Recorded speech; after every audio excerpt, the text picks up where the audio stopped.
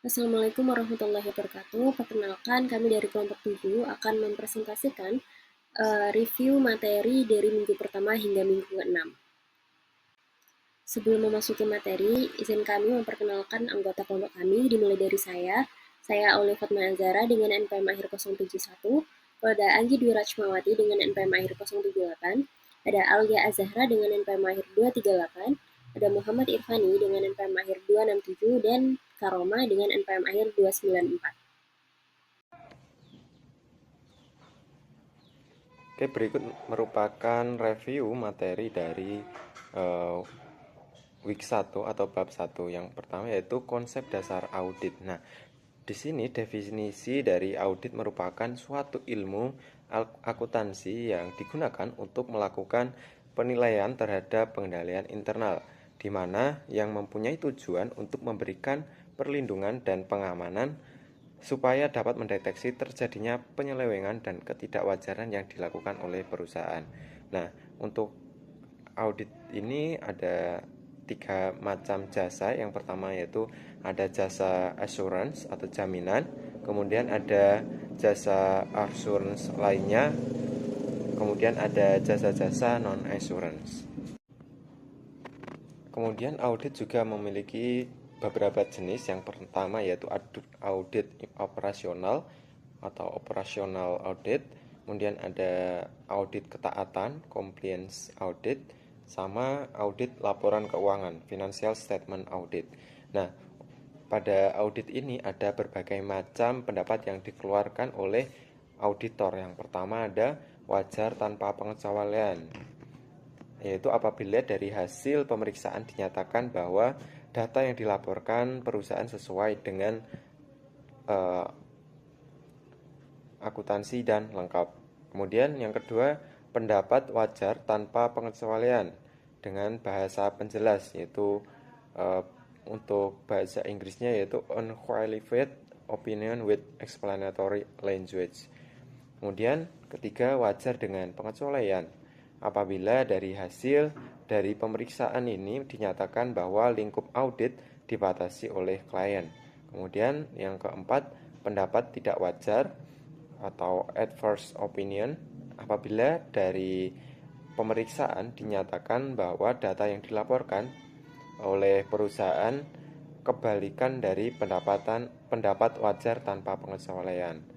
Dan yang terakhir yaitu pernyataan tidak memberikan pendapat atau disclaimer of opinion. Jadi, di sini membahas mengenai profesi akuntan publik dan akuntan publik itu sendiri. Jadi, tujuan profesi akuntansi ini untuk memenuhi tanggung jawab dengan standar profesionalisme tertinggi, mencapai tingkat kinerja tertinggi dengan orientasi kepada kepentingan publik. Nah, untuk mencapai tujuan tersebut, terdapat 4 kebutuhan dasar yang harus dipenuhi. Yang pertama, kredibilitas. Masyarakat ini membutuhkan kredibilitas informasi dan juga sistem informasi. Kemudian, yang kedua, profesionalisme. Diperlukan individu yang dengan jelas dapat diidentifikasikan oleh pemakai jasa akuntan sebagai profesional di bidang akuntansi. Kemudian, yang ketiga, kualitas jasa. Nah, ini terdapatnya keyakinan bahwa semua jasa yang diperoleh dari akuntan ini diberikan dengan standar kinerja tertinggi. Kemudian yang keempat ada kepercayaan. Jadi pemakai jasa akuntan itu harus dapat merasa yakin bahwa terdapat kerangka etika profesional yang melandasi pemberian jasa oleh akuntan ini. Kemudian tujuan audit laporan keuangan ini untuk memberikan opini yang dikeluarkan kepada pengguna laporan keuangan oleh auditor mengenai apakah laporan keuangan yang disajikan secara wajar dalam semua hal yang material format sesuai dengan standar yang berlaku. Adapun prinsip-prinsip yang mendasar keuangan audit, pernyataan ini memberikan keyakinan memadai bahwa laporan keuangan tidak material salah saji. Kemudian pertimbangkan potensi penipuan maupun kesalahan. Kemudian mengomunikasikan apakah laporan keuangan ini telah sesuai dengan yang berlaku, kerangka pelaporan keuangan menggunakan pernyataan opini. Kemudian laporan atas laporan keuangan juga mengomunikasikan temuan auditor sesuai dengan CAS. Adapun tanggung jawab pribadi yang harus dimiliki oleh auditor ini yang pertama harus menjalankan kompetensi profesional dan kehati-hatian, kemudian harus mematuhi persyaratan etis dan independensi, serta harus mempertahankan skeptisisme profesional dan menggunakan penilaian profesional. Selanjutnya akan disampaikan oleh rekan saya. Pada week 3 kita membahas tentang jenis audit dan laporannya. Nah, untuk laporan audit atau opini standar tidak dimodifikasi untuk entitas non-publik. Yang pertama, untuk judul laporan, alamat laporan audit, paragraf pengantar, tanggung jawab manajemen, tanggung jawab auditor, paragraf opini, tanda tangan dan alamat kantor akuntan publik, dan tanggal laporan audit. Nah, untuk kondisi untuk laporan audit opini standar tidak dimodifikasi ini, yang pertama ada semua laporan apabila neraca, laporan laba rugi, laporan perubahan ekuitas pemegang saham, dan laporan arus kas itu dimasukkan dalam laporan keuangan. Kemudian ada bukti yang cukup dan tepat telah terkumpul, dan auditor telah melaksanakan penugasan dengan cara yang memungkinkan untuk menyimpulkan bahwa audit ini telah dilakukan sesuai dengan standar. Nah, kemudian laporan audit standar dan laporan pengendalian internal atas pelaporan keuangan berdasarkan PCAOB standar audit merujuk pada laporan audit opini tidak dimodifikasi standar sebagai laporan audit, yaitu opini wajar tanpa pengecualian. Nah, di seluruh buku kami menggunakan istilah opini tidak dimodifikasi untuk mewakili istilah opini wajar tanpa pengecualian. Nah, kecuali jika pengaturannya jelas hanya berlaku untuk perusahaan publik, di mana kami menggunakan istilah opini wajar tanpa pengecualian seperti dalam standar audit PCAOB. Baik, selanjutnya mengenai tujuan dan tanggung jawab auditor yang ada di chapter 6. Yang pertama, tujuan auditor di sini memberikan pendapat kepada pengguna laporan keuangan mengenai apakah laporan keuangan yang disajikan telah wajar dan terbebas dari salah saji material. Selanjutnya, tanggung jawab di sini terbagi menjadi dua, yaitu tanggung jawab manajemen dan tanggung jawab auditor.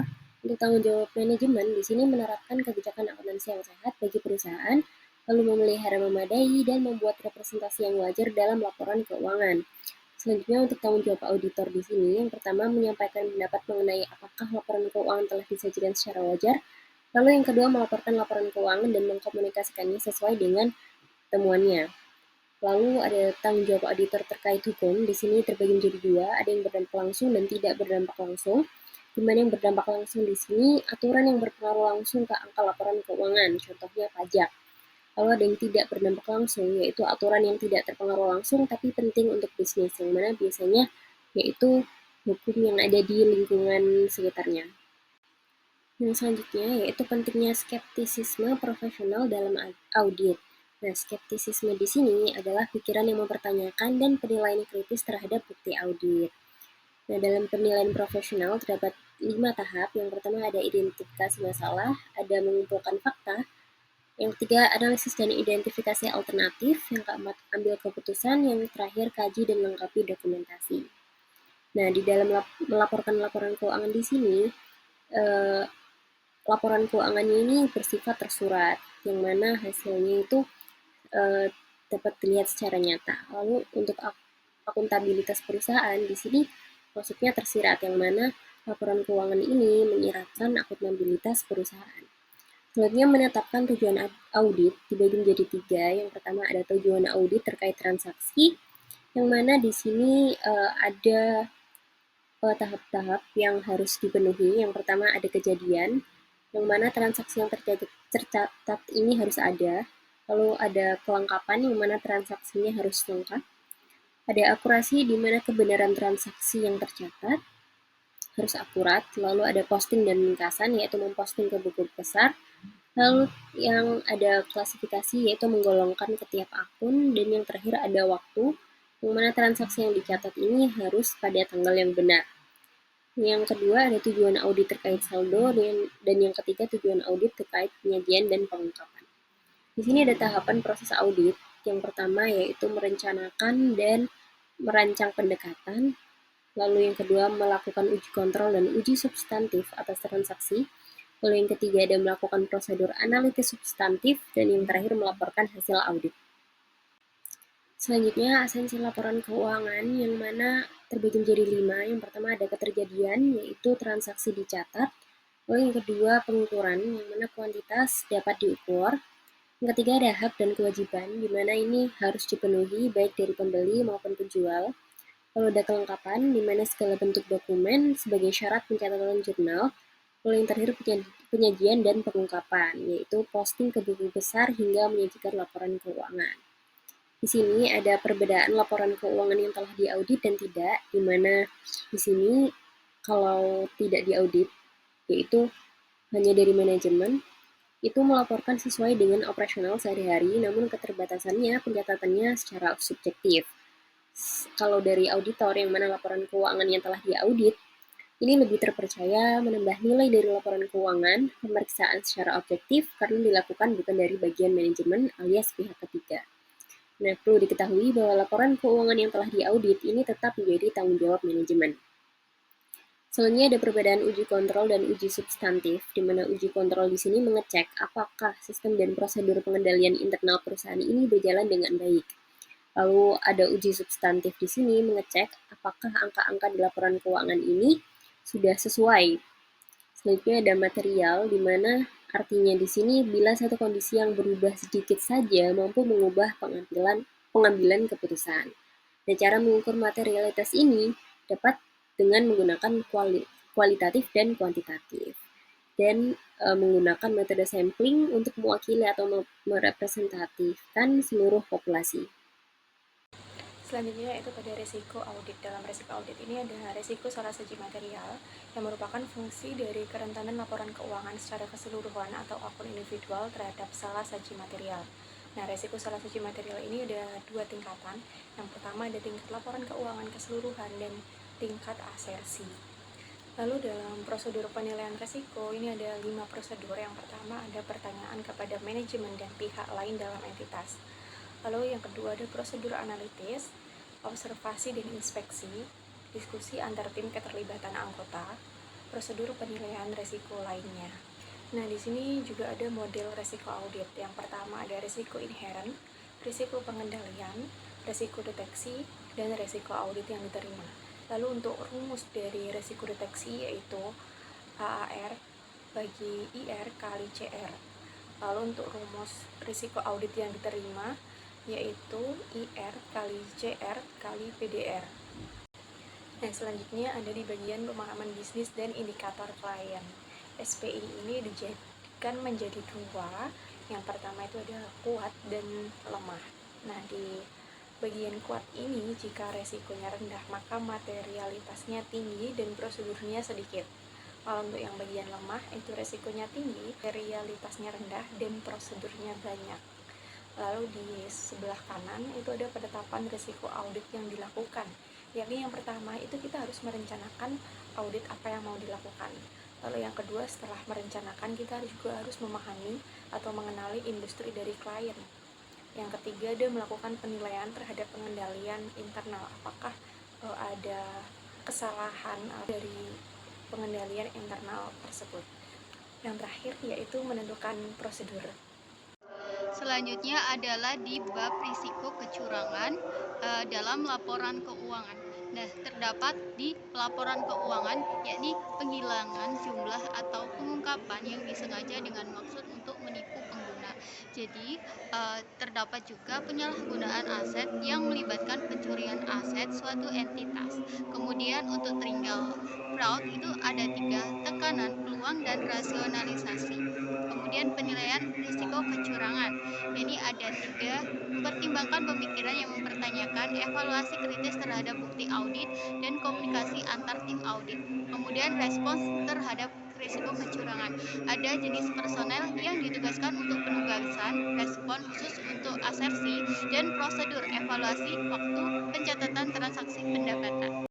Oke, selanjutnya di bab penilaian dan respon terhadap risiko kecurangan.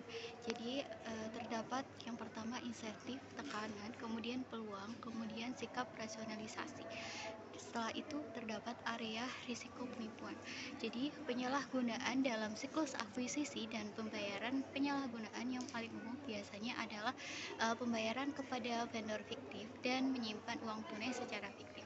Kemudian di menilai risiko penyimpanan, secara singkat saya jelaskan seperti halnya bagaimana dan di mana mereka meyakini laporan keuangan itu salah saji secara material. Kemudian kita bisa untuk menanggapi risiko. Baik, sekian presentasi dari kelompok 7. Kurang lebihnya mohon maaf bila ada salah kata. Wassalamualaikum warahmatullahi wabarakatuh.